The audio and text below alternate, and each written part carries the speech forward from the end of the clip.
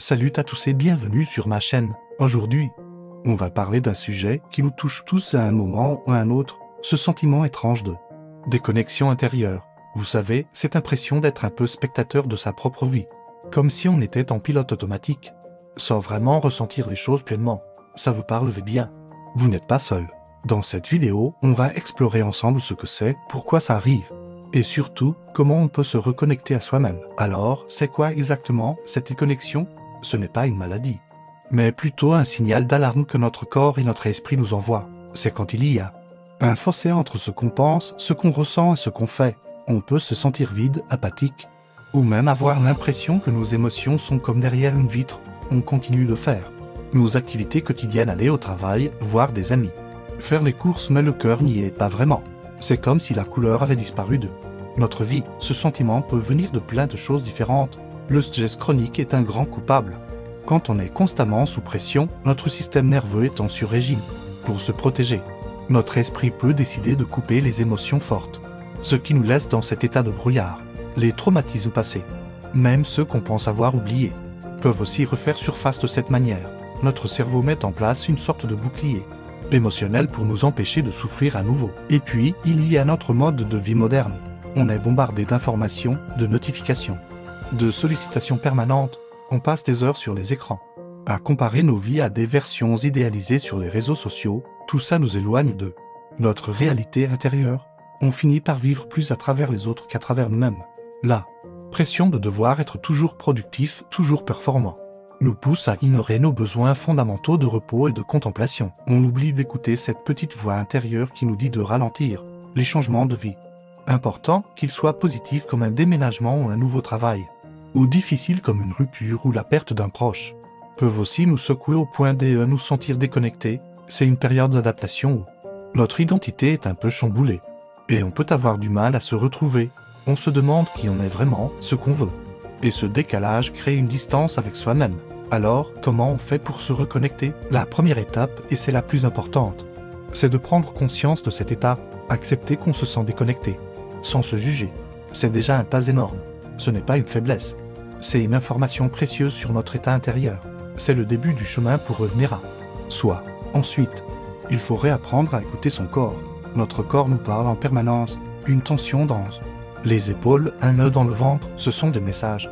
Essayez de prendre quelques minutes chaque jour pour simplement fermer les yeux et scanner votre corps. Où ressentez-vous des tensions, des sensations de chaleur, de froid? Sans chercher à changer quoi que ce soit, juste observer. Le yoga, le stretching hindou ou même une simple marche consciente peuvent énormément aider à rétablir ce lien corps-esprit. La pleine conscience, ou mindfulness, est un outil incroyablement puissant. Ça ne veut pas dire faire le vide dans sa tête. C'est impossible. Ça veut dire porter son attention sur le moment présent, sans jugement. Vous pouvez commencer tout petit. Quand vous buvez votre café le matin, concentrez-vous sur l'odeur, la chaleur de la tasse dans vos mains, le goût. Quand vous marchez, sentez le contact de vos pieds sur le sol. Ces petits moments d'ancrage nous ramènent dans notre corps et dans le présent, loin des ruminations mentales qui nous déconnectent. Une autre clé, c'est de renouer avec ses émotions. Souvent, on a peur de nos émotions, surtout les plus désagréables comme la tristesse ou la colère. On les met sous le tapis.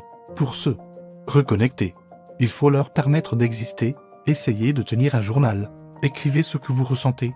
Sans filtre, personne ne va le lire. Ça permet de nommer les émotions, de les comprendre, et de leur laisser la place qu'elles méritent. C'est en les accueillant qu'elles peuvent enfin circuler et se dissiper, au lieu de stagner et de nous empoisonner de l'intérieur. Passer du temps dans la nature, c'est prouvé scientifiquement. Le contact avec la nature réduit le stress et améliore l'humeur. Une simple balade en forêt, s'asseoir dans un parc, regarder les vagues sur la plage, ça nous aide à nous sentir connectés à quelque chose de plus grand que nous et par ricochet à nous-mêmes. Laissez votre téléphone dans votre poche, écoutez le chant des oiseaux, sentez le vent sur votre peau. C'est un baume pour l'âme. Retrouvez aussi ce qui vous fait vibrer, ce qui allume une étincelle en vous. La créativité est une porte d'entrée royale vers notre monde intérieur. Que ce soit le dessin, la musique, la cuisine, le jardinage, peu importe le niveau. L'important, c'est le processus, pas le résultat. Quand on crée, on est totalement absorbé par l'instant. On exprime une part de nous-mêmes sans les mots. Ça vous rappelle qui vous êtes. Au-delà de vos rôles sociaux et de vos obligations, quelles étaient vos passions d'enfant? Essayez de renouer avec elles. Limitez le temps d'écran et la consommation passive d'informations. Soyez intentionnel dans votre usage des technologies, au lieu de scroller sans fin. Choisissez de regarder une vidéo qui vous inspire, d'appeler un ami, ou d'écouter un podcast qui vous nourrit. Créez des moments sans écran dans votre journée, surtout le matin au réveil et le soir avant de dormir. Cet espace libéré vous permettra de vous connecter à vos propres pensées et sensations. Cultivez la gratitude. Chaque jour, essayez de trouver 3 choses, même toutes petites, pour lesquelles vous êtes reconnaissant. Ça peut être le sourire d'un inconnu, un bon repas, ou le simple fait d'être en vie. Cet exercice simple change notre perspective et nous force à nous concentrer sur le positif et à nous reconnecter à la joie simple du quotidien, celle que l'on oublie quand on est en mode pilote automatique. Entourez-vous de personnes qui vous font du bien. Les relations authentiques sont un miroir de notre propre authenticité. Passez du temps avec des amis ou des membres de votre famille avec qui vous pouvez être vous-même, sans masque. Des conversations profondes où l'on peut partager ses vulnérabilités sont incroyablement réparatrices. Elles nous rappellent que nous sommes humains et que nous ne sommes pas seuls dans nos ressentis.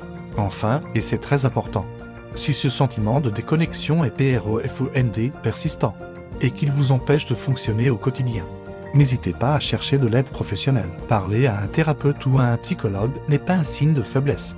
Bien au contraire, c'est un acte de courage et d'amour envers soi. Un professionnel peut vous donner des outils personnalisés et vous accompagner sur ce chemin de reconnexion en toute sécurité. Prendre soin de sa santé mentale est aussi crucial que de prendre soin de sa santé physique. Sainte.